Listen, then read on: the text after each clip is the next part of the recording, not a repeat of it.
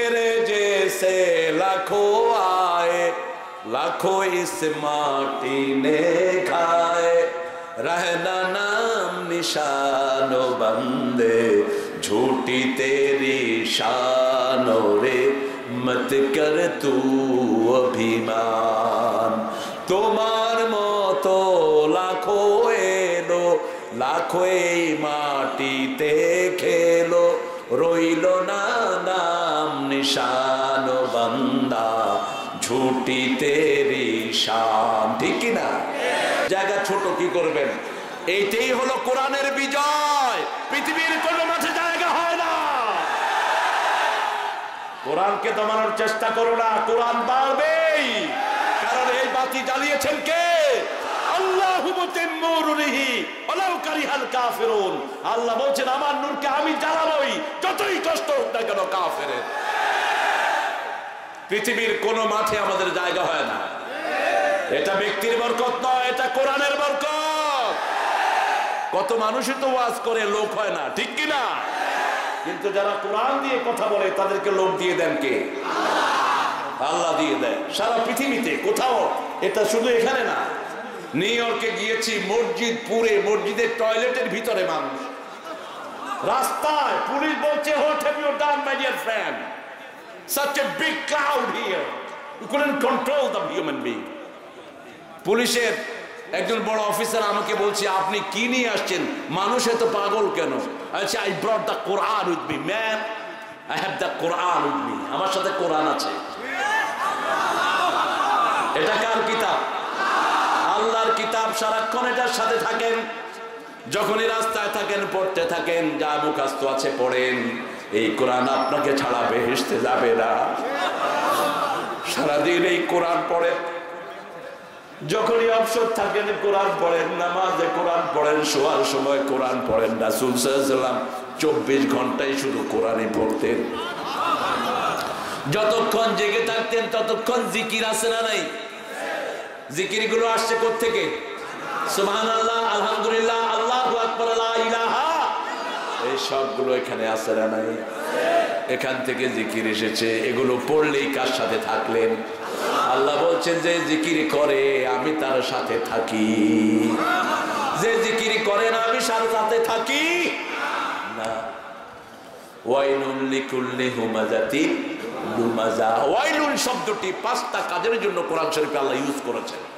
5 ব্যক্তির উপর ওয়াইল দোজখ। তিরমিজির এক সহিহ বর্ণনায় রাসূল সাল্লাল্লাহু আলাইহি ওয়াসাল্লাম বলছেন জাহান্নামের এমন খারাপ জায়গায় ওয়াইল, যেখান থেকে প্রতিদিন জাহান্নাম 400 বার আল্লাহর কাছে পানা চায়। এই ওয়াইল এত নিকৃষ্ট জায়গা। ওয়াইল হলো যে মুসল্লিরা ফজর পড়ে জোহর পড়ে ভুলে যায়, জোহর পড়ে আসর ভুলে যায়, সপ্তাহে শুধুমাত্র জুমা পড়ে, তাদের জন্য এই ওয়াইল দোজখ দিয়েছেন কে? ফাওয়াইলুল লিল মুসাল্লিন। পড়েন, ফাওয়াইলুল লিল মুসাল্লিন আল্লাযীনা হুম আন সালাতিহিম সাহুন আল্লাযীনা হুম ইউরাউনা ওয়া ইয়ামনাউনাল মাউন। ঘুমাইয়া কাজা করেছো ফজর, তখনও জাগুনি, যখন জোহর হেলায় খেলায় কেটেছে, আসর মাগরিবের ওই শুনিয়া যান, এখনো জমাতে হয় ওরে শামিল, এখনো এর সাথে আছে স্থান। বাজিছে দামামা বাদরে আমামা, শির উঁচু করি মুসলমান, দাওয়াত এসেছে নয়া জামানার, ভাঙা কেল্লায় উড়ে নিশান। আগামী দিনের পৃথিবী ইসলামের পৃথিবী, আগামী দিনের পৃথিবী ইমাম মেহেদীর পৃথিবী, আগামী দিনের পৃথিবী ঈসা আলাইহিস সালামের পৃথিবী, আগামী দিনের পৃথিবী মুসলমানদের রাজত্বের পৃথিবী। যন্ত্রণার দিন শেষ হয়ে আসছে, এখন প্রসব বেদনা চলছে সারা পৃথিবীতে। প্রত্যেকটি নিউজ মিডিয়া বলছে most growing religion in the world Islam, Islam এবং ইসলাম। পৃথিবীতে সবচেয়ে বেশি যে ধর্ম মানুষ গ্রহণ করছে কোন ধর্ম? এটার চেয়ে সহজ কোন ধর্ম নেই। শুধু বলতে হয় লা ইলাহা মুহাম্মাদুর, ব্যাস। 5 ওয়াক্ত নামাজ, তার সাথে জান্নাতের ডিল করেন কে? প্রতি ওয়াক্ত নামাজ তাকে জান্নাতের দিকে নিয়ে আসে। রাসূল বলছেন সাল্লাল্লাহু আলাইহি ওয়াসাল্লাম, মুসলিম শরীফের বর্ণনা, যখন কেউ ওযু করে হাতের গুনাহ সাথে সাথে ঝরে যায়, যখন মুখ ধোয় মুখের গুনাহ ঝরে যায়, পা ধোয় পায়ের গুনাহ ঝরে যায়, যখন মসজিদের দিকে আগায় প্রথম পদক্ষেপেই জাহান্নাম তার জন্য পিছনে হটে, দ্বিতীয় কদম থেকে জান্নাত তার সামনের দিকে আগায় আসে। এই অবস্থায় যদি সে তওবা করে, চিরস্থায়ী জান্নাত তাকে দান করে দিবেন কে? 5 ওয়াক্ত যারা মসজিদে যায়, আল্লাহ বলছেন আমি তাদের জন্য জান্নাত সাজায়া দেই। কয় ওয়াক্ত? সেই মসজিদে যায় না সবচেয়ে দামি নামাজ। কোন নামাজ সবচেয়ে দামি? কোন নামাজ? একজনে কয় ফজর, আরেকজনে কয় আসর, আরেকজনে কয় জোহর। 5 ওয়াক্তই কর না, একটা তো হইব। মানুষ যে কত চালাক।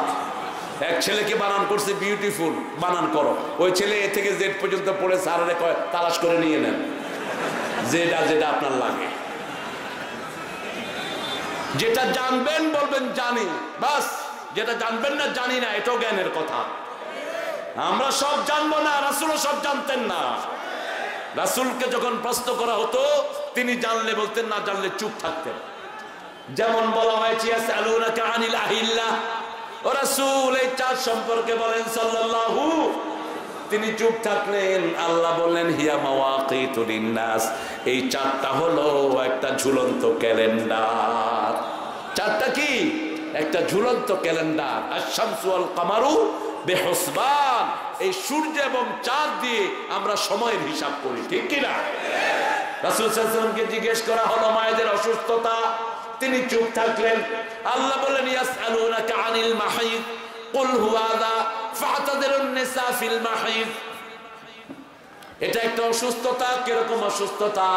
ইহুদিরা মেয়েরা যখন অসুস্থ হতো বাড়ি থেকে আলাদা করে একটা রুমে তাদেরকে আটকিয়ে রাখতো 7 দিন 10 দিন। তাদের সাথে খাওয়া লাওয়া চলাফেরা উঠা বসা কোনোটাই করতো না। রাসূল বললেন এটা নয়। আল্লাহর হাবিব ইতিকাফ করছেন মসজিদে নববীতে, মাথা বাড়িয়ে বলছেন আয়েশা আমার মাথা মুছে দাও, বুখারীর হাদিস। মা আয়েশা বলছেন আমি অসুস্থ। আল্লাহর হাবিব বললেন তোমার শরীর অসুস্থ কিন্তু তোমার হাত অসুস্থ নয়, আমার মাথা মুছে দাও। তার মানে হলো এই মেয়েরা আমাদের ঘরেই থাকবে, আমাদের কাছেই থাকবে, কিন্তু পারিবারিক জীবনের সম্পর্ক তাদের সাথে করা যাবে। কত সুন্দর করে রাসূল বুঝিয়ে দিয়েছেন। এভাবে যখনই প্রশ্ন করা হয় উত্তর দিবেন কোরআন থেকে, কারণ আল্লাহ বলছেন হাফিজু আলাস সালাওয়াতি ওয়াস সালাতিল ওয়াসতা ওয়া কুমু লিল্লাহি কানিতিন। সবচেয়ে দামি নামাজ হলো আসরের নামাজ। কোন নামাজ? আসর। যারা কাজা করে ইচ্ছা করে তাদের সারা জীবনের আমল বরবাদ হয়ে যায়। মান তারাকাল আসর মুতাআম্মিদান ফাকাদ হাওয়াতা আমালু, বুখারী হাদিস। যে আসরের নামাজ ইচ্ছা করে কাজা করলো তার সারা জীবনের আমল নষ্ট হয়ে গেল। সব ডিলেট, কিচ্ছু পাবেন না। দান খয়রাত যা করেছেন সব কি মুছে গেল, বরবাদ হয়ে গেল। আর ইচ্ছা করে করেননি, ঘুমায় আছে, তারপরে ওই দিনের আমল সব নষ্ট হয়ে যায়। কেন আসরের এত দাম? রাসূল সাল্লাল্লাহু আলাইহি ওয়াসাল্লামকে জিজ্ঞেস করা হলো ইয়া রাসূলুল্লাহ আসরের এত দাম কেন? রাসূল বললেন আসরের সময় ফজরের ফেরেশতা আল্লাহর কাছে যায় আর রাতের ফেরেশতা দুনিয়ায় আসে।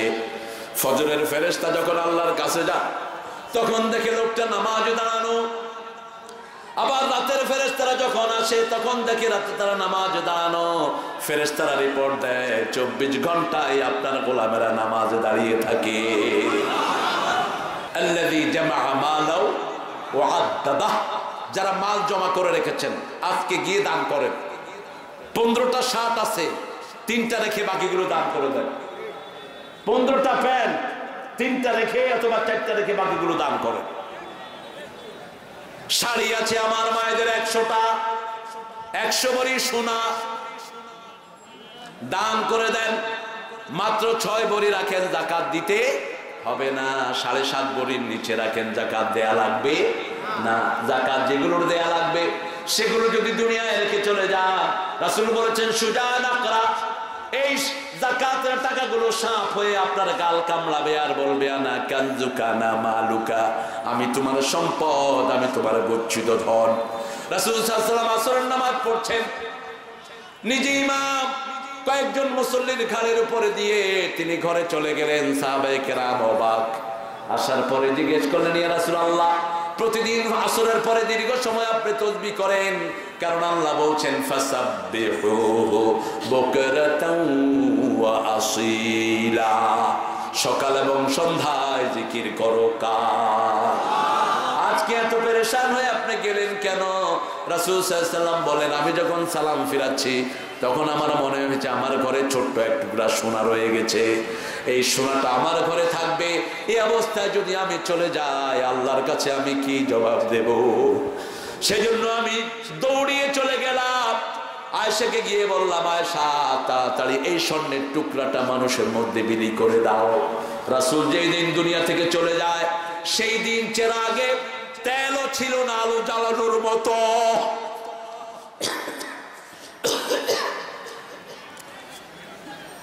কত ছোট্ট ঘরে তিনি বসবাস করে গেছেন, পুরা ঘরও তিনার ছিল না, শুধু মক্কায় খাদিজার ঘর ছিল। মা খাদিজা মায়ের ঘরে 3টা রুম ছিল। কয়টা? 3টা রুম।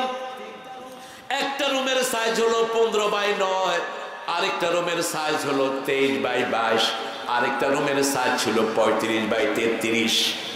ওই বড় রুমটাতে মেহমান আসলে থাকতেন, মধ্যের রুমটাতে নিজের বাচ্চাদেরকে নিয়ে থাকতেন, আর সামনের রুমটাতে মানুষের সাথে দেখা করতেন। এই 3টা রুম মা খাদিজার রুম ছিল। আর রাসূল সাল্লাল্লাহু আলাইহি ওয়াসাল্লামের 10 জন বিবির জন্য 10টা কামরা, 10টা ছোট ছোট কামরা।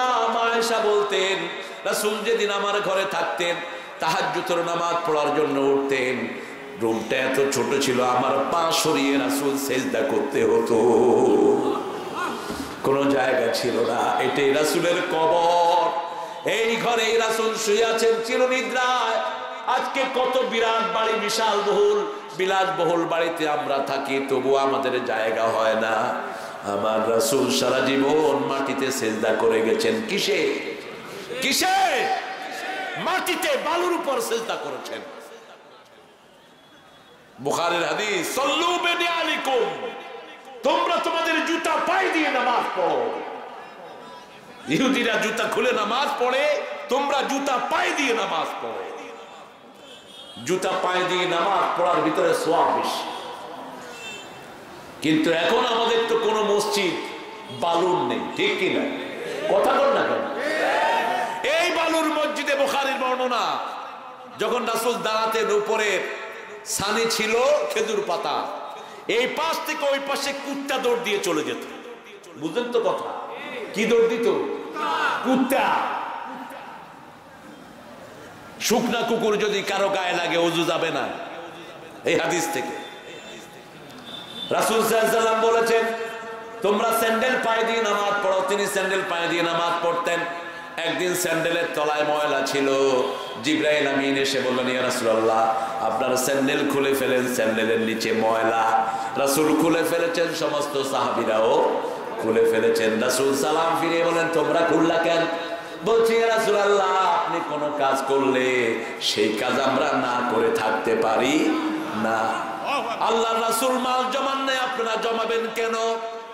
আল্লাহর রাসূল মাল দান করে দিতেন, আপনারা জমাবেন কেন? নিজের মেয়ে এসে বলছে, আব্বা, আমার হাতে জাতা চাপতে চাপতে কর পড়ে গেছে। কর বুঝেন তো? কি বলেন আপনারা? খাটা খাটা ঘাটা। হায় হায়, সাংঘাতিক বাংলা। ঘাটা, ঘাটা পড়ে গেছে। কে বলছেন? মা ফাতেমা, জান্নাতের সব নারীদের সর্দার। কি পরিচয়! রাসূল বলছেন, বসো মা, বসো।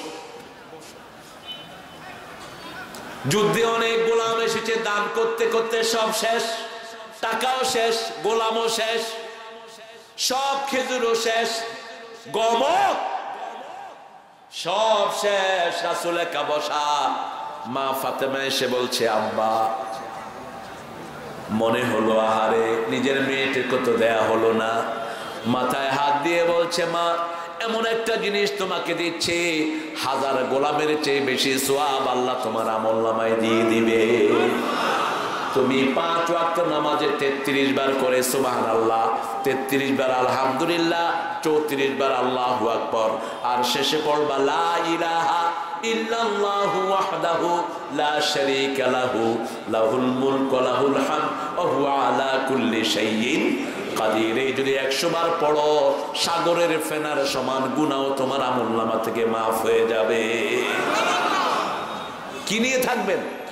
এই সুবহানাল্লাহ তো আপনার সাথে যাবে, আলহামদুলিল্লাহ আপনার সাথে কবরে যাবে, কিন্তু আপনার সম্পদ আপনার সাথে যাবে না। রাসূল বলছেন, বুখারীর হাদিস, মানুষ যখন মারা যায় কবর পর্যন্ত 3টা জিনিস যায়। কয়টা? 3টা জিনিস যায়। তার আত্মীয় স্বজন যায় কি যায় না? তার বিভিন্ন রকমের সম্পদ, তার ওই যত বড় সম্পদশালী হন, হয়তো দামি কাপড় দেয় অথবা দামি খাটিয়া দেয়, এগুলো কবর পর্যন্ত যায়, কিন্তু 2টা ফিরে আসে, একটা তার সাথেই শুয়ে থাকে। সেটা কি? সেটা কি? সেটা হলো সুবহানাল্লাহ, আলহামদুলিল্লাহ, আল্লাহু আকবার, লা ইলাহা। এই জন্য রাসূল বলতেন, দুনিয়াদাররা যখন তার দুনিয়ার জিনিস দিয়ে চক্ষু জুড়ায়, হে আল্লাহ, আমি যেন তোমার সুবহানাল্লাহ বলে আমি চক্ষু জুড়াতে পারি। দুনিয়ার মানুষ যখন বলে এটা আমার, এটা আমার, এটা আমার, এটা আমার, এই দেশ আমার, এই মাটি আমার, তুমিও তো তোমার না। তুমি কার? তুমি কার? তুমিও তো তোমার না। তুমি কেমনে বলো এটা আমার, এটা আমার? হ্যাঁ, কিভাবে বলো? तेरे जैसे लाखों आए, लाखों इस माटी ने खाए, रहना नाम निशानो बंदे, झूठी तेरी शानो रे, मत कर तू अभिमान। তোমার মতো লাখো এলো, লাখো এই মাটিতে খেলো, রইল না নাম নিশান বান্দা, ঝুটি তেরি শান। ঠিক কিনা? আমি গত 2 মাস আগে খুব সম্ভব নোয়াখালীর সোনাইমুড়িতে একটা মাহফিল করি। আপনাদের মতো জায়গাটা এরকম কনজাস্টেড ছিল, মানুষ খুব বেশি। তো রাস্তার পাশে একটা মসজিদ, রাস্তা বড় হচ্ছে, মসজিদটার পাশে একটা কবর, ওই কবরটা ভাঙতে হবে। তো যিনি মাহফিল দিলেন মেম্বার, তিনার বাপের ওটা কবর।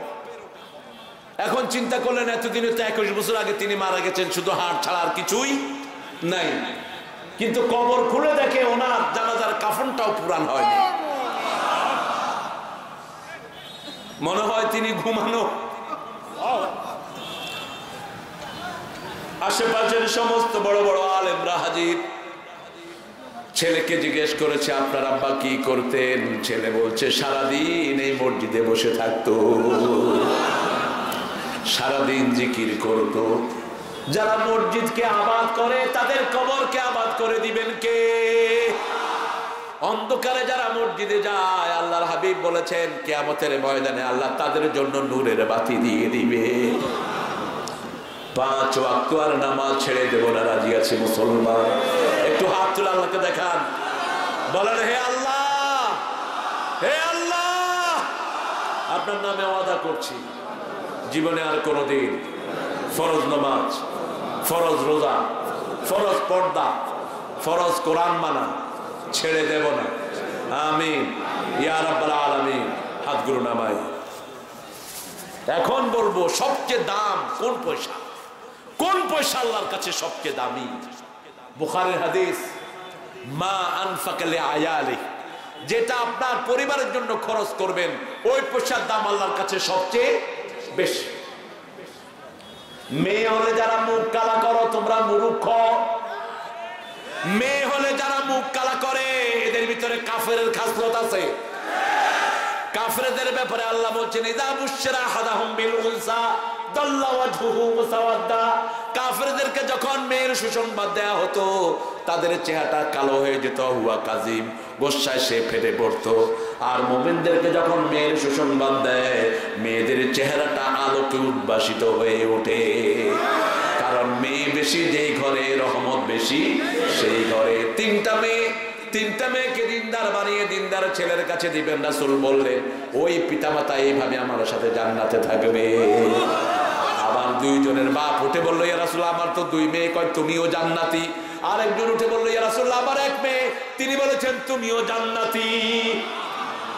মেয়ে বেশি যেখানে রহমত বেশি, মেয়ে বেশি যেই ঘরে বরকত বেশি। সবচেয়ে বরকতের হলো বিধবা নারী। যেই ঘরে বিধবা নারী আছে আল্লাহর হাবিব বলেছেন সবচেয়ে বেশি বরকত সেই ঘরে আছে। আজকে মেয়ে হওয়ার কারণে, বারবার মেয়ে হওয়ার কারণে বউটাকে মারে, বউটাকে অপয়া বলে, বউটাকে বলে তুই কুলক্ষণা। কুলক্ষণা সুলক্ষণা যারা বলে এরা মুশরিক। কুলক্ষণ সুলক্ষণ বলতে ইসলামে কিছুই নাই। আপনি যখন কোন বিপদের আশঙ্কা করবেন পড়তে হবে ইন্না লিল্লাহি ওয়া ইন্না ইলাইহি। আর নাস ফালাক পড়ে ফু দিবেন, আপনাকে হেফাজত করে দিবেন কে? পৃথিবীর কোন শক্তি আপনার কোনো ক্ষতি করতে পারবে? কারণ পৃথিবীতে মানুষকে প্রটোকল দেয়া হয় সামনে আর পিছনে, অন্য চারিদিক থেকে প্রটোকল দেওয়ার কোনো ক্ষমতা মানুষের। যেমন আমি দেখলাম আমেরিকার প্রেসিডেন্ট ডোনাল্ড ট্রাম্প, তিনি নিউ ইয়র্কে আসলেন, তিনার সামনে এক বহর গাড়ি, পিছনে এক বহর গাড়ি, উপরে কিছু নাই, সাইডেও কিছু নাই। কিন্তু যখন কেউ কুল হুয়াল্লাহ পড়ে, নাস পড়ে, ফালাক পড়ে, তার উপর থেকে নিচ থেকে ডান থেকে বাম থেকে সামনে থেকে পিছন থেকে চারিদিক থেকে আল্লাহ ফেরেশতা দিয়ে তাকে প্রটোকল দিয়ে দেয়।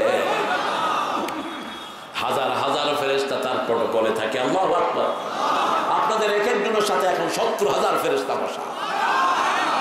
সবচেয়ে ছোট্ট ফেরেশতার সাইজ কত? এই তো মুখস্থ রয়েছে আল্লাহ। কোন পাহাড়? উহুদ পাহাড়। রাসূল বলেছেন আনা উহিব্বু উহুদ, উহুদ হুব্বুনি, উহুদ আমাকে ভালোবাসে, আমিও উহুদ পাহাড়কে ভালোবাসি। আরো আস্তে কোন সুবহানাল্লাহ। সম্পদের ভিতরে সবচেয়ে দামি সম্পদ হলো নেক নারী। রাসূল বলছেন বুখারীর হাদিস, আদ-দুনিয়া মাতাউন খায়রু মাতাউহাল মারআতু সালেহা। এই দুনিয়া হলো একটা সামগ্রী, এটার ভিতরে সবচেয়ে দামি সামগ্রী হলো নেককারিনী নারী। নেককারিনী নারীর আলামত হলো 4টি। কয়টি? আরো জোরে বলেন কয়টি? দেখলেই মন আনন্দিত হয়। 1, দেখলে মন আনন্দিত হয়। 2 নম্বর, ডাকলেই কাছে আসে। 3 নম্বর, স্বামী না থাকলে স্বামীর বিছনায় কাউকে নেয় না। 4 নম্বর, ওই মেয়ে স্বামীর অগোচরে ঘরে বসে কোরআন পড়ে। হেলো কয়া কয় না, হেলো ডার্লিং, স্বামী নাই, তুমি কই? সবচেয়ে বদমাশ হলো ফেসবুক, ঠিক কিনা? যারা একাধিক মেয়ের সাথে সম্পর্ক রেখেছো, তুমি কিয়ামতের ময়দানে লুচ্চা হইয়া কিয়ামতের ময়দানে উঠবা। যেই মেয়ে নিজের স্বামীকে ভালো লাগে না, অন্য বেটাকে শুধু ভুসুর ভুসুর করতে ইচ্ছা করে, ওই মেয়ের ভিতরে মুনাফিকি আছে। তুমিও চরিত্রহীন হিসাবে কিয়ামতের ময়দানে উঠবা। আমার ইসলাম কত সুন্দর। হ্যাঁ, বনাবনি হয় না, হতেই পারে, বনাবনি হয় না। যেমন স্বামীর কিছু দোষ আছে, স্বামী স্ত্রীকে সন্তুষ্ট করতে পারে না, এরকম হতেই পারে। সেই ক্ষেত্রে আপনি ডাক্তারের পরামর্শ নিন, মসজিদে সেজদা দে, তোর সব সমস্যা আল্লাহ দূর করে দিবে। অনেক লোক আছে ওনাদের স্ত্রী থাকে না। স্ত্রী থাকে না কেন? কেন থাকে না? আল্লাহ তাদেরকে স্ত্রী রাখার যোগ্যতা দান করুন। একটা টর্চ লাইটে ব্যাটারি ঢুকালেন, ব্যাটারি ঢুকিয়ে শুধু টিপলেন, কতক্ষণ যাবে ব্যাটারি? কতক্ষণ? 5 ব্যাটারি কতক্ষণ যাবে? কিছুক্ষণ পরে শেষ। এই যে ব্যাটারি টিপেন, টিভির সামনে বসে বসে, রিমোট হাতে মোবাইল নিয়ে টিপেন, টিপতে টিপতে চরিত্র শেষ। যেই যৌবন অক্ষত থাকতো 80 বছর, সেই যৌবন 20 বছরে শেষ, ঠিক কিনা? জাপানে আজকে 20 বছরের বুড়া আছে 25 লাখ। 20 বছরে বুড়া, ওই যে আবে তাবে টিপে শেষ। আপনার যৌবন আল্লাহর পক্ষ থেকে রহমত, ঠিক না ঠিক? এটা যত্রতত্র আপনি এটাকে অপচয় করতে পারবেন? এটা হলো সবচেয়ে দামি সম্পদ। রাসূল সাল্লাল্লাহু আলাইহি ওয়াসাল্লাম বলেছেন, যে ছেলে মেয়েরা পারিবারিক বন্ধনের কাজ প্রকাশ্যে করে, কিয়ামতের ময়দানে তাদের শাস্তি হবে সবচেয়ে বেশি। সবচেয়ে টিভি চ্যানেলগুলো নাচ দেখাও, ঘেন্টা নাচ, বাজে জিনিস দেখাও, তোমাদের শাস্তি হবে সবচেয়ে বেশি। আর যে মেয়েরা, যে ছেলেরা এগুলোতে অংশগ্রহণ করে, তাদের শাস্তি কিয়ামতে সবচেয়ে বেশি দিবেন কে? কে দিবেন? রাসূল মেরাজে দেখলেন একটা চুলা, চুলা বলে তো আপনাদের, ওই যে বড় যেগুলোতে ধান গরম করে, ওইগুলো কি করে? রস গরম করে। চুলা, মুখটা ছোট, ভিতরটা অনেক বড়। রাসূল সাল্লাল্লাহু আলাইহি ওয়াসাল্লাম দেখলেন ভিতরে ল্যাংটা পুরুষ আর মহিলা চিৎকার করছে। জিজ্ঞেস করলো এরা কারা? জিবরাইল আমিন আলাইহিস সালাম বললেন এরা সমস্ত নারী পুরুষ যারা পর্দা মানত না। বেটা বেটি একখানে দইরা হাঁটতো, আছে না নাই? কথা বলেন। মেলায় যাই রে, ঠেলা খাই রে, মেলায় যাই রে, ঠেলা খাই রে। বসন্তের উৎসব করো। কিসের বসন্ত উৎসব? তুমি নারী যত ঘরে থাকবা তত তোমার ইজ্জত বাড়বে। যখনই একটা মেয়ে বোরকা দেয় তার ইজ্জত এমনি বেড়ে যায়, ঠিক কিনা? কোন বখাটে ছেলে বোরকা পরা নারীকে শীষ দিয়েছে দেখেছেন? দেখেছেন কখনো? আমি প্রথম 2001 সালে আমার পরিবারকে নিয়ে আমি ইংল্যান্ডে গেলাম। বাচ্চা ছিল ছোট দুইটা। তো আমার আগে দিয়ে এই এক মহিলা একদম খুব সাজগোজ করে বেরোচ্ছেন, পোলাপানের পাশের থেকে আরো পোলাপান, ওদেরকে মহিলা কয় না, ওদেরকে কয় লেডিস। ওরা কি লেডিস। তো মহিলা আমার সাথেই লন্ডন থেকে এসছেন, একই ফ্লাইট। তো তিনি বললেন স্যার আমাকে একটু রক্ষা করেন, ওরা কি বলছে? আমি বললাম আপনি ওদেরকে রক্ষা করেন, আপনি এই ড্রেস পরলেন কেন? আপনি তো এই ছেলেগুলোকে বখাটে বানিয়েছেন। আমি একটু পরে আমার বিবিকে নিয়ে বের হলাম। ওই ছেলেগুলোই তাড়াতাড়ি করে রাস্তা ছেড়ে দিয়ে আসসালামু আলাইকুম, আসসালামু আলাইকুম, আসসালামু আলাইকুম। একই ছেলে। আপনার মেয়েকে আপনি পর্দা দিয়ে বের করেন, সম্মান বাড়িয়ে দিবেন কে? 5 বছর বয়স থেকে তার মাথায় হেজাব লাগিয়ে দেন। 7 বছর বয়স হলে তাকে আর হাফ প্যান্ট পরায়েন না। হাফ প্যান্ট ছোটবেলা থেকে এই মেয়েদেরকে না দেওয়া ভালো। টাইট পোশাক মেয়েদের জন্য ক্ষতি, ছেলের জন্য ক্ষতি। আজকে মেডিকেল সায়েন্স বলছে যারা টাইট পোশাক পরে তাদের রোগ প্রতিরোধ ক্ষমতা কমে যায়। যেই মেয়েরা ভুরু চাচ্ছে তাদের চোখ যে কোনো সময় অন্ধ হয়ে যেতে পারে। আর আমার নবী বলেছেন 1400 বছর আগে এই চোখের ভুরু যারা চাচ্ছে তাদের উপরে আল্লাহর লানত। তারা মনে করে আল্লাহর সৌন্দর্য জ্ঞান নাই, নাউজুবিল্লাহ। আলগা চুল যারা লাগায় তাদের উপরে লানত। উল্কি আঁকে যারা, উল্কি কি আঁকে? উল্কি আঁকে, গালের মধ্যে আঁকে, হাতের মধ্যে আঁকে, তাদের উপরে আল্লাহর লানত। টাট্টু আঁকে, আল্লাহর লানত। আল্লাহ আমাদেরকে হেফাজত করুন। হাই হিল মেয়েরা পরে, ক্ষতি, নিষেধ। হাই হিল প্রথম পড়তো ইহুদি মেয়েরা। হাই হিল যেন মেয়েরা না পড়ে। খোপাকে এরকম বড় করে, আলগা করে এরকম বড় করে তোলে, রাসূল নিষেধ করেছেন, লানত দিয়েছেন এরকম বড় খোপা আলিদের। যে জুতা আওয়াজ করে এই জুতা যেন মায়েরা না পরে। মায়েদের পায়ের তলায় 1 বিগত কাপড় ঝুলানো থাকবে, রাসূলের সহিহ হাদিস। পুরুষের থাকবে টাকনুর উপরে। এখন পুরুষের চলে গেছে পায়ের নিচে, মেয়েদের উঠছে টাকনুর উপরে। মায়েরা আপনার টাকনু সতর, টাকনু ঢাকা নামাজে না থাকলে আপনার নামাজ হবে না। আপনি টাকনু ঢেকেই নামাজ পড়তে হবে। সবচেয়ে দামি সম্পদ মায়েরা, নারী জাতি। এই নারী জাতিকে সম্মান করলে সমাজের সম্মান বাড়িয়ে দিবেন কে? তবে আমার মায়েরা, আপনারা নিজেদের সম্মান নিজেদের রক্ষা করুন। 4টা কাজ করলে আপনি জান্নাতের সবগুলো দরজা খোলা পাবেন। প্রথম হলো নামাজ, 2 নম্বর রমজানের রোজা, 3 নম্বর স্বামীর খেদমত, 4 নম্বর হলো নিজের ইজ্জতের হেফাজত। আপনার রূপ আপনি কাউকে দেখাবেন না, আপনার রূপ আপনি ঢেকে রাখেন। লা তাযহারু যিনাতাকুম, ডোন্ট এক্সপোজ ইওর বিউটিনেস। তোমার সৌন্দর্য তুমি প্রকাশিত করো না। বিয়ের আসরে যান, তাতে কি হয়েছে? এত সাজার দরকারটা কি?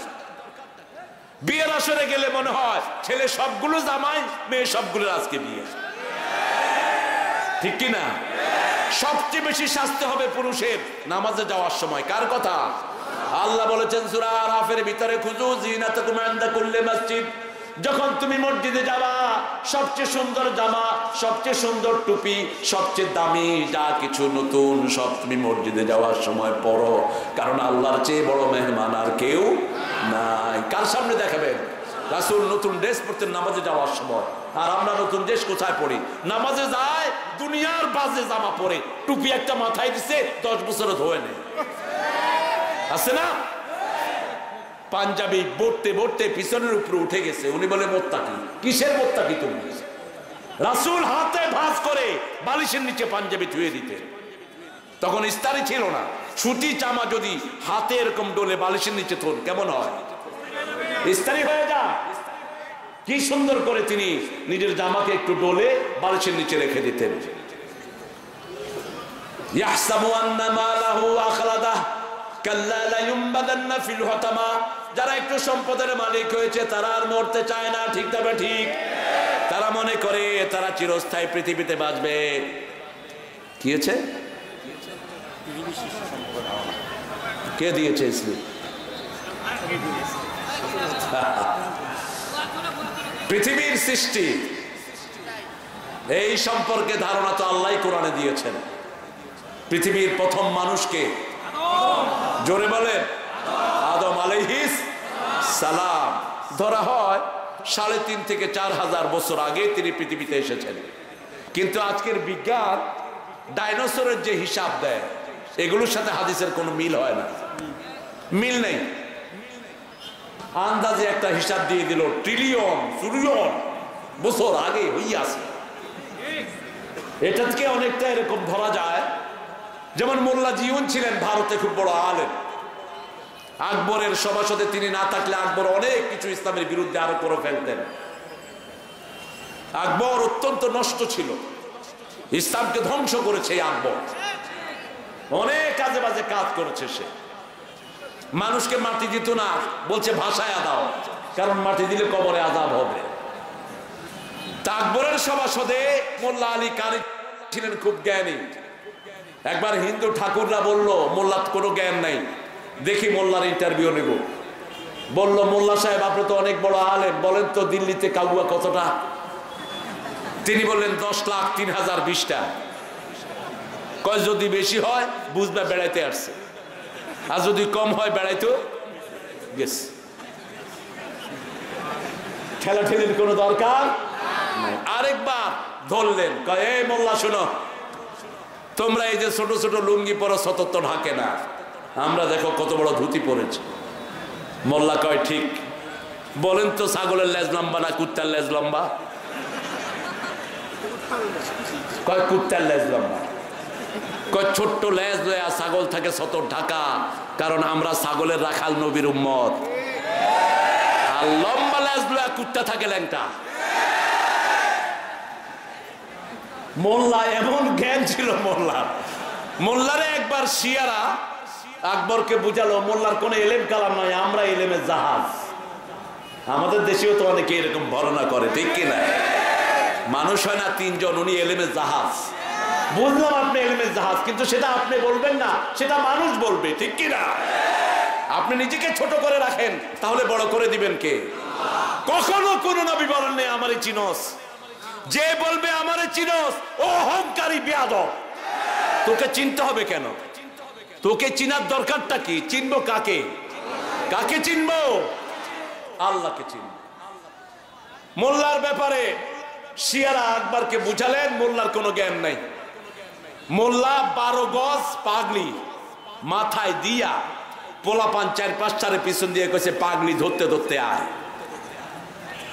এই পাগলি খুইলা মোল্লা কইছে আমার এই যে স্যান্ডেলটা আছে এই স্যান্ডেল পাগলিতে বাঁধ।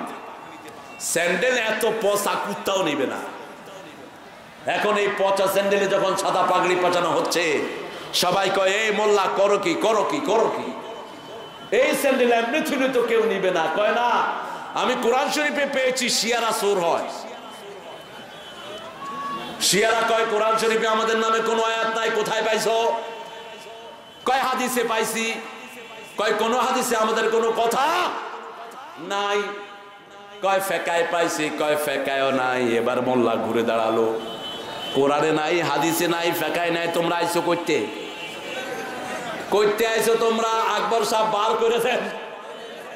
আমি মোল্লা যা বলবো কোরআনে আছে না নাই? নামাজের কথা কোরআনে আছে না নাই? ইসলামের কথা কোরআনে আছে না নাই? বিবি মোহরানার কথা আছে না নাই? প্রতিবেশীর হক আদায় করার কথা আছে না নাই?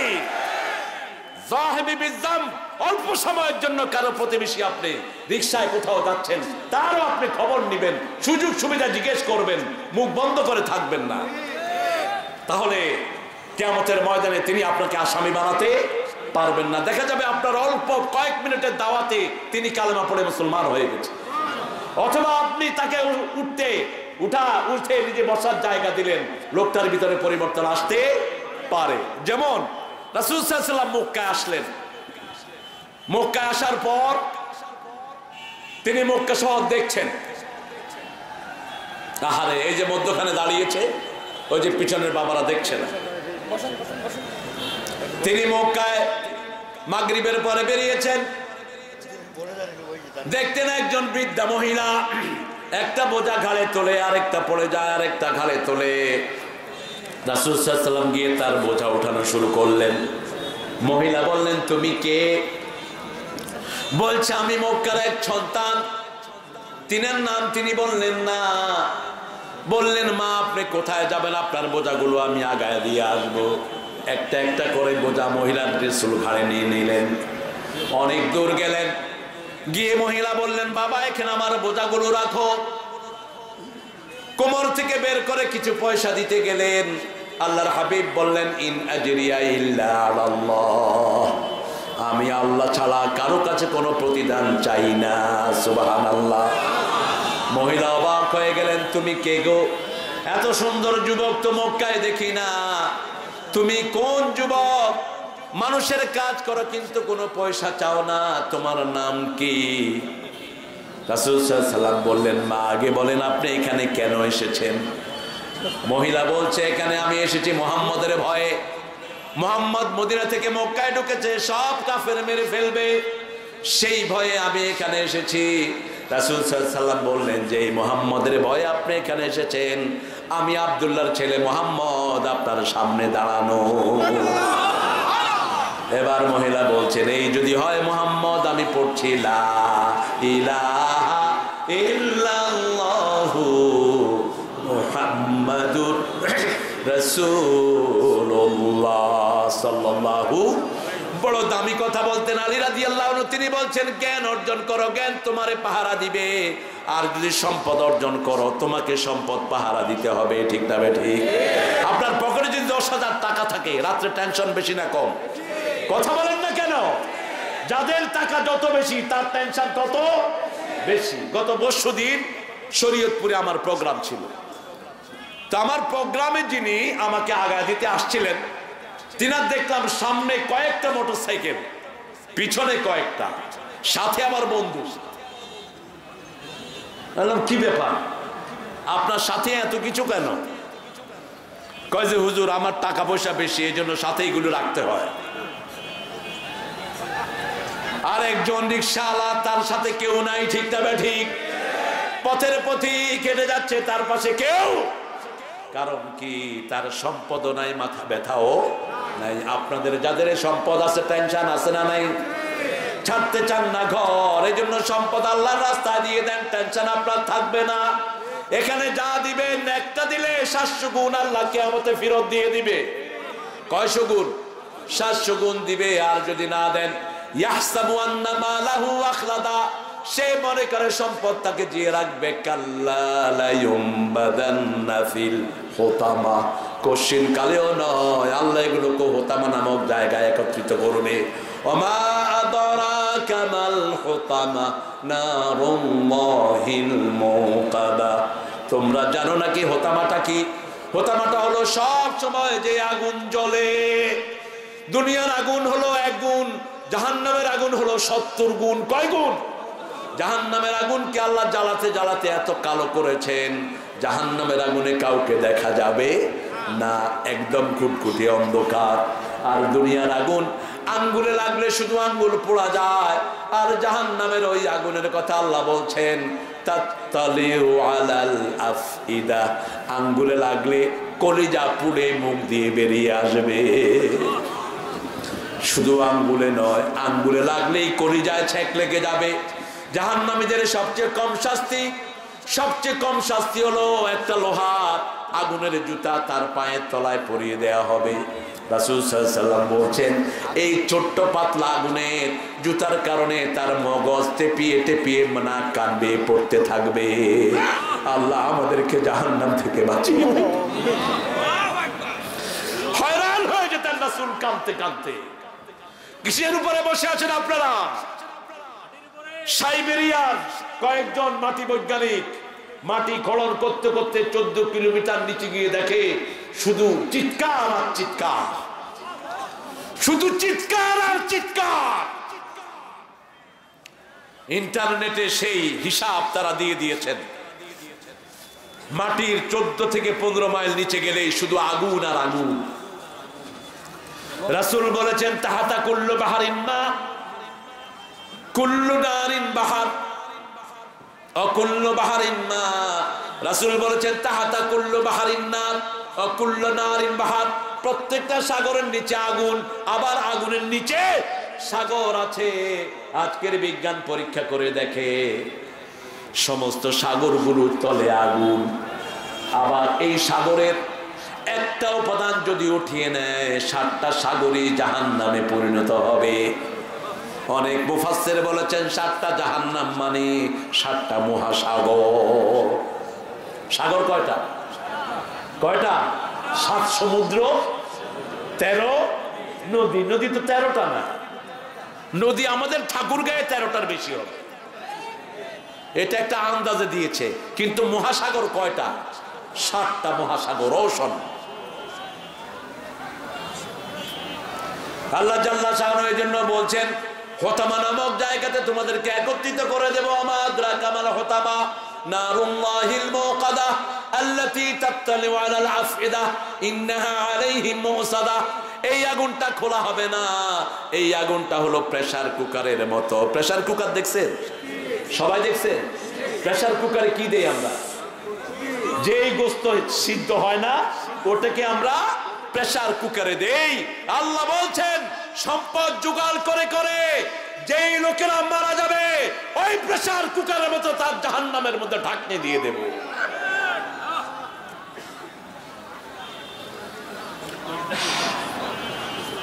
তাত্তালিউ আলাল আফইদা ইন্নাহা আলাইহিম মুসাদা ফি আমাদিন মুমাদ্দাদা। আমাদুন মানে হলো পিলার।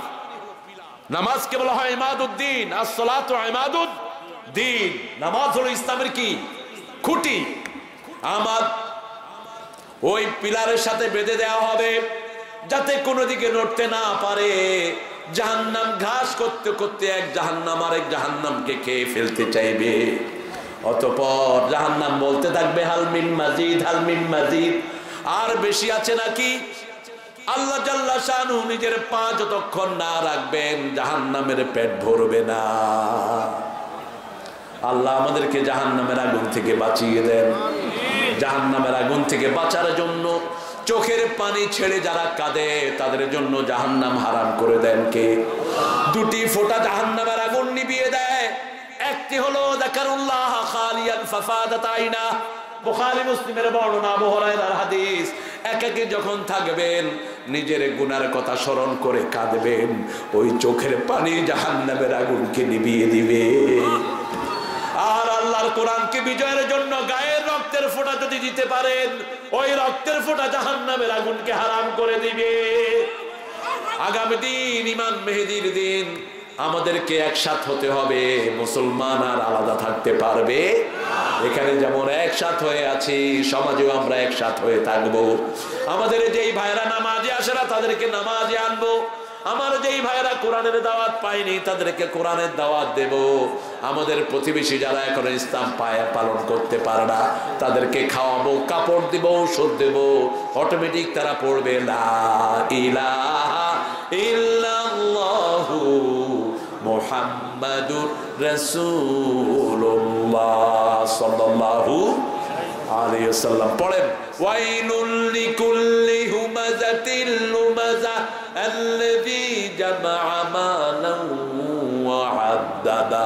ওয়াইল দোজক প্রথম হলো যারা নিন্দা করে সামনে এবং পিছনে। 2 নম্বর হলো যেই নামাজিরা ফজর পড়ে জোহর ছেড়ে দেয়, জোহর পড়ে আসর ছেড়ে দেয়, আবার নামাজে কি পড়ে বাহিরে মনে রাখে না, নামাজে পড়ে অনাত্রুকু মাইয়াবজুরুকা। যারা অপরাধ করে তাদের সাথে সম্পর্ক রাখবো না, কিন্তু সমাজে এসে মুদ্রার সাথে সম্পর্ক করে। ঠিক না বেটি?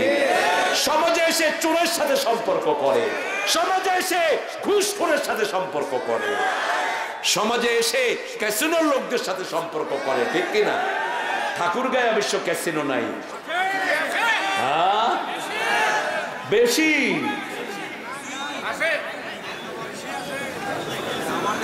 যারা খেলেছ টাস তাদের হয়েছে সর্বনাশ। তোর দুনিয়াও শেষ, আখিরাতও শেষ। যারা টাস খেলে এরাই গাঁজা খায়, যারা টাস খেলে এরাই মদ খায়, যারা মদ খায় তারাই জিনা করে। এক অপরাধ আরেক অপরাধকে ডেকে নিয়ে আসে। ঠিক কিনা? আর যারা এই অপরাধগুলো করে তারাই মিথ্যা কথা কয়, কারণ মিথ্যা কথা ছাড়া কেউ অপরাধ করতে পারে। রাসূলের কাছে একজন এসে বললেন, হুজুর আমি 3টা অপরাধ করি। কয়টা? 3টা অপরাধ করি, 3টা একসাথে বন্ধ করতে পারবো না, একটার কথা বলেন। এই দুনিয়ার সর্বশ্রেষ্ঠ ডাক্তার মুহাম্মদ সাল্লাল্লাহু। রাসূল আমার ভালোবাসা, রাসূল আমার আলো আশা, রাসূল আমার প্রেম বিরহের মূল আলোচনা, রাসূল আমার কাজে কর্মে অনুপ্রেরণা, রাসূল আমার ভালোবাসা। যখন দারুণ দুঃখ নামে আমার জীবন জুড়ে, বিপদ আপদে মুসিবতে মরি পুড়ে পুড়ে, তখন তোমার শৈশবে কৈশোর যোগায় সান্ত্বনা, রাসূল আমার কাজে কর্মে। নেতার মতো নেতা যখন পাইনি কোথাও খুঁজে, কাঁদি শুধু কাঁদি হায়রে এই দুটি চোখে বুঝে, তখন শুধু মনে পড়ে সোনার মদিনা, রাসূল আমার কাজে কর্মে অনুপ্রেরণা। মদিনায় মরতে চাইবেন, গুনাহ মাফ করে দিবেন কে? মদিনার জন্য দোয়া করেছেন মুহাম্মদ সাল্লাল্লাহু। রাসূলকে সে মানুষ মনের কথা বলতো। আমাদের ইমামদেরকে যতদিন মনের কথা বলবে না দুনিয়াতে ততদিন ইসলাম আসবে না। ঠিক না বেটি? মনের কথা বলতে হবে আলেমদেরকে। কাকে? আলেমদেরকে বলবে। হক্কানি আলেম যারা কোরআন হাদিস দেখে মন্তব্য দেয় তাদের কাছে বলবেন, কথা বলবেন। রাসূলকে এসে বলছেন, ইয়া রাসূলুল্লাহ সাল্লাল্লাহু, কয়টা অপরাধ করে? 3টা। মিথ্যা কথা কয়, মদ খায়, হারাম কাজ করে। রাসূল বললেন তুমি মিথ্যা ছেড়ে দাও। ওই মানুষটি প্রতিদিন সন্ধ্যার সময় বিবির সাথে মিথ্যা কথা বলে মিথ্যা কাজে যেত। আজকে যখন যাওয়া শুরু হয়েছে, বিবি বলল কই যাও? কয় যাব না। ডেইলি যাও, আজকে কি হলো? কয় না আজকে না। আবার উঠছে যাবে, বিবি এসে সামনে হাজির। এই জন্য যার বিবি নাই তার ঈমান অর্ধেক। ঈমান, বিবি হলো কামেলে ঈমান। যার সন্তান বেশি সে জান্নাতি, যার সন্তান কম দুনিয়ারও ফকির, আখিরাতেরও ফকির। ছেলে হোক মেয়ে হোক, 2টি সন্তান অতিষ্ঠ, এটা বাজে স্লোগান। সন্তান বেশি যেই ঘরে বরকত বেশি। আমার নবী বলেছেন যেই ঘরে খাওয়ার টানাটানি ছেলে মেয়ে বেশি সেই ঘরকে পছন্দ করেন কে? আল্লাহ বলেছেন অবাস্তা মিনহুমা রিজালান কাসীরাও ওয়া নিসা, ছেলেও বেশি হোক মেয়ে যেই ঘরে বেশি সেই ঘর পরিচ্ছন্ন বেশি, ঠিক কিনা? ছেলে একটু অগোছালো হয়, জাঙ্গিয়া একটা এমনি ছুড়ে মারে, স্যান্ডেল একটা এমনি মারে, প্যান্ট একটা এমনি মারে।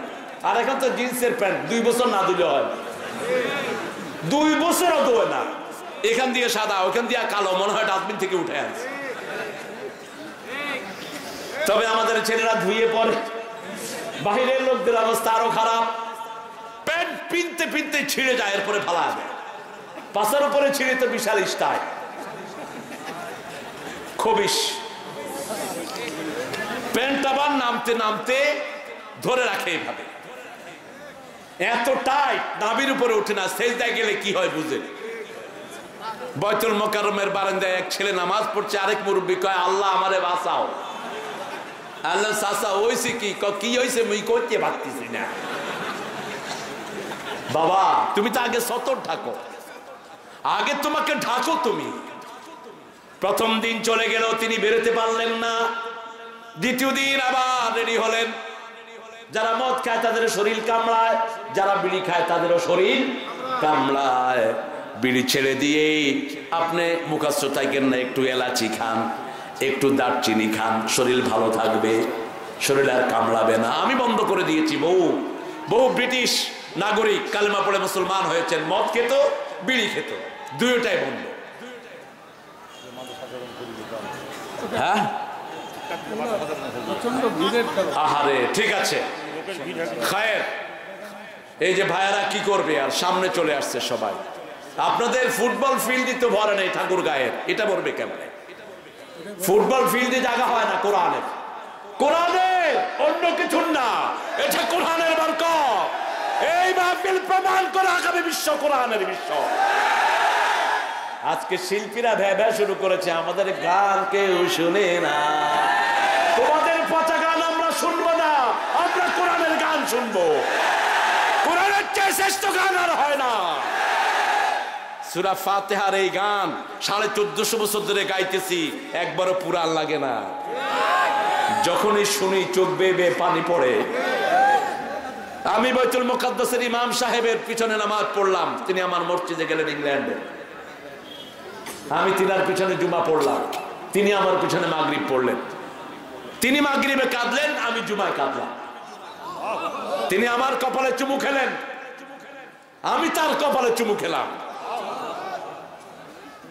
মানুষটি নেই আজকে, বাইতুল মুকাদ্দাসের শ্রেষ্ঠ ইমাম ছিলেন তিনি। এই হলো কোরআন, যতবার পড়ি ততই মজা। এক এক লোকের মুখে এক এক মজা।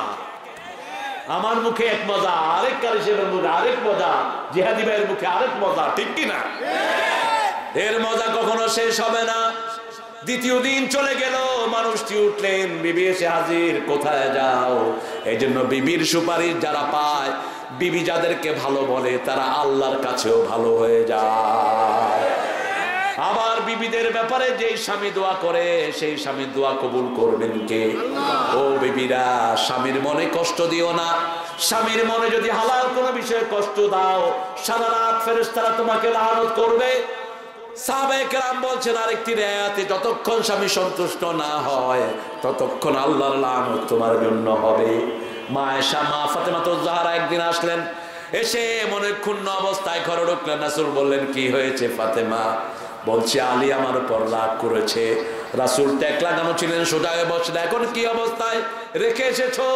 ও ফাতেমা, না এখন সন্তুষ্ট অবস্থায় রেখে এসেছি। শুনো ফাতেমা, তুমি যদি অসন্তুষ্ট অবস্থায় আলীকে রেখে মারা যাতা, আমি তোমার বাপ হয়ে তোমার জানাজা আমি পড়াতাম না। তুমি জেনে রেখো ফাতেমা, এই পৃথিবীতে তোমার জীবনে তোমার স্বামীর দাম সবচেয়ে। শরীয়তের কোনো কারণে কোনো সময় জামাইকে অসন্তুষ্ট রেখো না। ফাতেমা আগে চলে গেলেন, আলী ফাতেমার কাছে মাপ চাইলেন রাদিয়াল্লাহু আনহা। বলছেন ফাতেমা তুমি যেই মানের মহিলা, তুমি যেই মানের নারী ছিলে, আমি তোমার মর্যাদা করতে পারি নাই, আমারে মাফ করে দিও। আবার ফাতেমা বলেছেন আলী তোমার খেদমত হয়তো আমাকে দিয়ে ঠিক মতো হয়নি, আমাকেও তুমি মাফ করে দিও। মাফ যারা চায় তাদেরকে আল্লাহ বড় করে দেয়। আমাদের দেশের মেয়েরা এত নরম, আপনি যদি বলেন বিবি আমারে মাফ করে দাও, এই বিবি আপনার জন্য কাঁদবে না? কথা বল না, সারাদিন তো পরিশ্রম করে আপনার ঘরে। ওমর ফারুকের কাছে একজন মহিলা, একজন পুরুষ আসলেন বাইরের সিরিয়া থেকে নিজের বিবির ব্যাপারে বিচার দিবেন। এখন ওমর ফারুকের ঘর হতো খেজুর পাতার বেড়া, তিনি শুনতেছেন ওমর ফারুক বউ এত গরম, ওই লোক উঠে দৌড় মারছে। ওমর ফারুক যেন বেরিয়ে বলেন একটা লোক আমাকে খুঁজতেছিল, লোকটা কই? দেখে যে দৌড়ায়, কয় এই দৌড়াস কে দিয়া? কয় আমার হয়ে গেছে। কয় দূর বেড়ে দিয়া কি হয়েছে কবিতা? আমি আসছিলাম আমার বিবির ব্যাপারে কিছু বিচার দিব, দেখি যে আমারটা চেয়ে আপনারটা গরম বেশি। ওমর ফারুক তাকে মসজিদে নববীতে বসালেন, বসিয়ে বললেন ভাই শুনো, যেই ঘরে তোমার বিবি থাকে এই ঘরটা কার? লোকটা বলল আমার। যেই সন্তানগুলোকে সারাদিন দেখাশুনে সন্তানগুলো কার? আমার। যেই ঘরের কাজগুলো করে কাজগুলো কার? আমার। এবার ওমর ফারুক বললেন রাদিয়াল্লাহু আনহু, যেই বিবি সারাদিন তোমার ঘর পাহারা দেয়, তোমার বাচ্চাগুলোর খেদমত করে, তোমার ঘরের সব কাজগুলো করে, তুমি কি একটু গরম কথাও তার থেকে শুনতে পারবা না? যদি একটু গরম কথাও শুনতে না পারো, বিবির অধিকার তুমি কি দিয়েছো? লোকটা বলল হুজুর আমার বুঝ হয়ে গেছে, আমি আর কোনোদিন বিবির উপর রাগ করব না।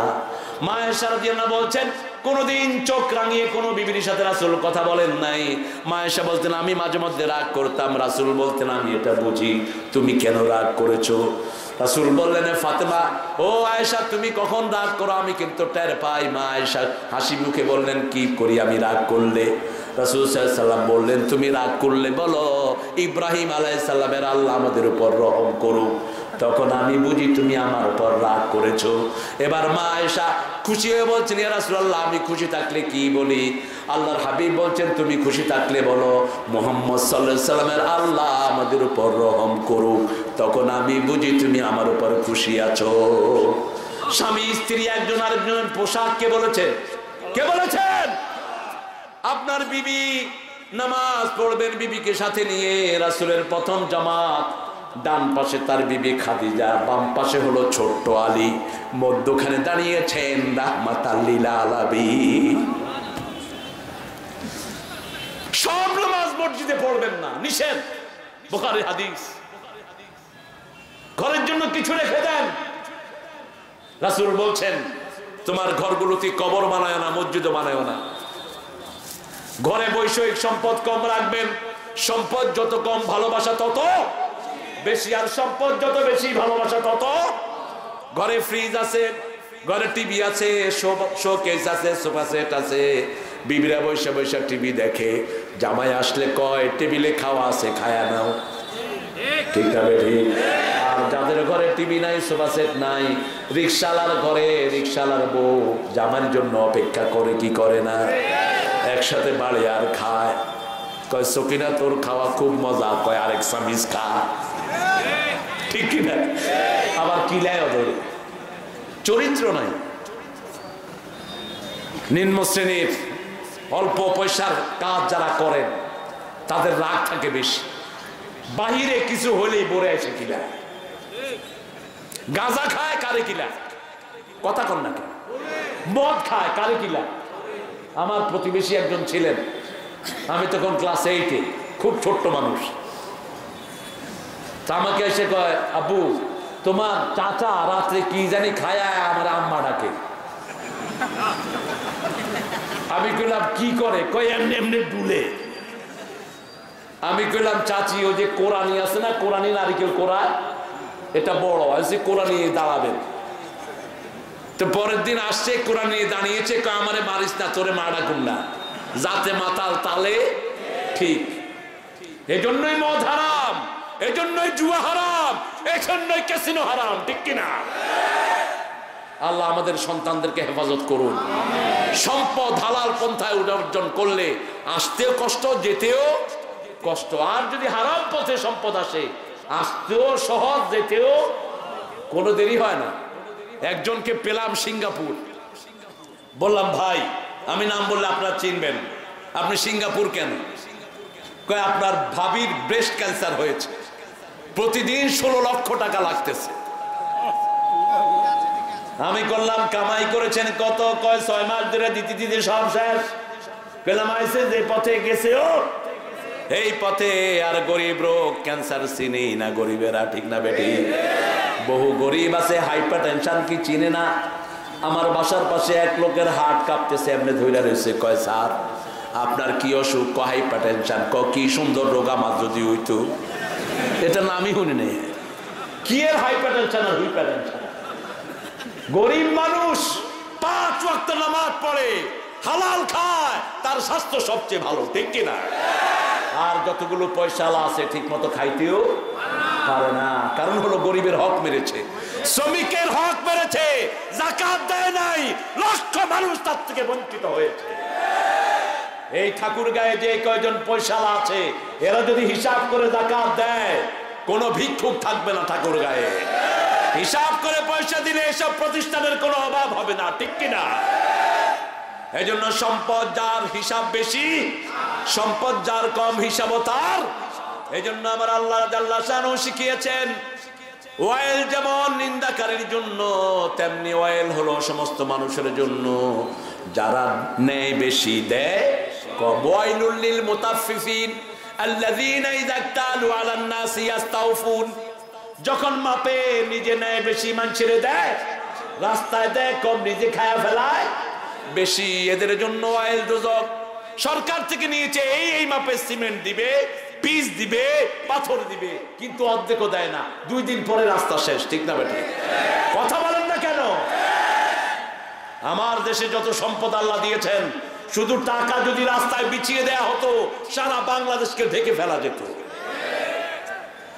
হ্যাঁ, সম্পদের হিসাব দিতে হবে। আমরা যারা নামাজি, আমরা মসজিদে গেলেই পৃথিবীর সবচেয়ে সুখ আমরা পাই, ঠিক কিনা?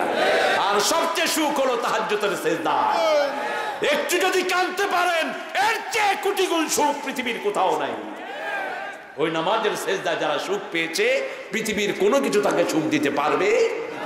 এই জন্য আমার আল্লাহ জাল্লা শানহু চতুর্থ বলছেন ওয়াইলুল লিল মুকাজ্জিবিন, মিথ্যুকদের জন্য হলো ওয়াইল দোজখ। ওয়াইলুল লিল্লাযীনা ইয়াকতুমুনাল কিতাব, 5 নম্বর, যারা আল্লাহর কিতাবকে গোপন করে তাদের জন্য ওয়াইল দোজখ। হক কথা বলে না, সত্য কথা বলে না, নিজের চাকরি যাওয়ার ভয়ে সুদের কথাও বলে না, নিজের চাকরি যাওয়ার পরে মদের কথাও বলে না, কারণ মসজিদের বহু মুতাল্লি মদ খায়, ঠিক কিনা? আমি পেয়েছি ঢাকাতে এক মসজিদে ইন্টারভিউ দিতে গেছি, মুতাল্লি সাহেব আসছেন, বিশাল মোষ, বড় মোষ থেকে দাড়ি যারা ছেঁচে ফেলে এরা রাসূলের সুন্নতের দুশমন। ওই সময়কার মুশরিকরা দাড়ির অপমানের জন্য দাড়ি ছেঁচে মোষ মোটা করে রাখে। আমি বললাম আপনি কি করেন? কয় হুজুর ইন্টারভিউ তো আমি নেব। আমাকে তুমি কি ইন্টারভিউ নিবি? তুমি কি ঘোড়ার ডিম জানো? তুমি কিসের ইন্টারভিউ নিবে? তুমি কোথায় পড়েছো বলো?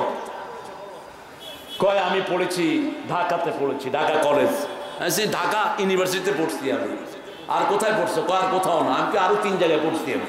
আমি ইসলামী বিশ্ববিদ্যালয়ে পড়ছি, ঢাকা আলিয়াতে পড়ছি, তুমি তো মাত্র একখানে পড়ে বয়ে গেছো। তুমি আমার কি ইন্টারভিউ নিবে? তুমি কি কাজ করো? কয় টুকটাক। আরে টুকটাক তো মদের ব্যবসা। কয় ধরছেন কেমনে? এখন মসজিদের খাদেমের কয় এই কোন হুজুর লয়ে এসো, হুজুরে দিকে আমার ব্যবসার খবর জানে। বহু মুতাল্লি আছে সুদের ব্যবসা করে, বহু মুতাল্লি আছে মানুষের জমির আইল ঠেলে খায়, আবার বহু নেতাও আছে এই কাজ করে। নেতা সাহেব আপনি মারা গেলে ওই জমি সব আল্লাহ আপনার ঘাড়ে তুলে দিবেন। 1 বিঘত যদি কারো জমি চুরি করো, 7 তবক জমি তোমার ঘাড়ে আল্লাহ তুলে দিবেন, ঠিক কিনা?